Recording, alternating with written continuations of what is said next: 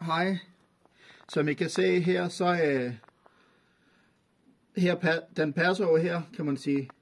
Men så hullet her, det bliver dækket. Og så vil det sige, at ryglænet ikke kan komme ind og sidde, som den skal der jo. Og så når man prøver at sætte den her fast, så kan man se her, at hullerne de kommer til at sidde her. Og herover der kommer det til at sidde her. Og den er jo, nu tager vi lige målebåndet.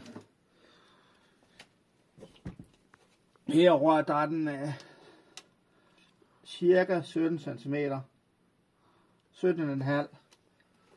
Og den anden, der er den 13,5. Så hvis vi går over til den stol, vi har samlet, der er herover, der kan man se hullerne.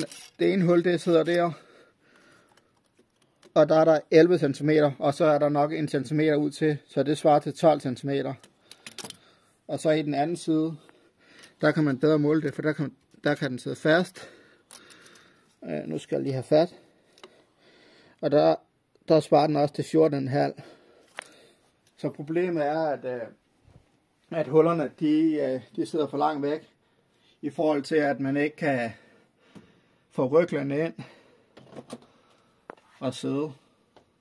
Og over i den anden, der skal jo den der anden side, så og det giver ikke nogen mening, at den skal sidde herover.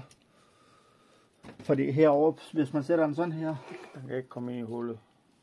Der kan heller ikke komme ind i hullet, så den passer slet ikke dertil.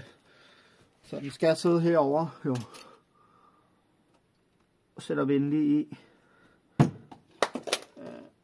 For at prøve. Der, og så tager vi lige det, man skal sidde på. Nu kan I se hullerne der, når man så skal prøve at sætte den til. Man kan slet ikke få den i. Så vi ved ikke lige, hvad man skal gøre her. Bare at slukke.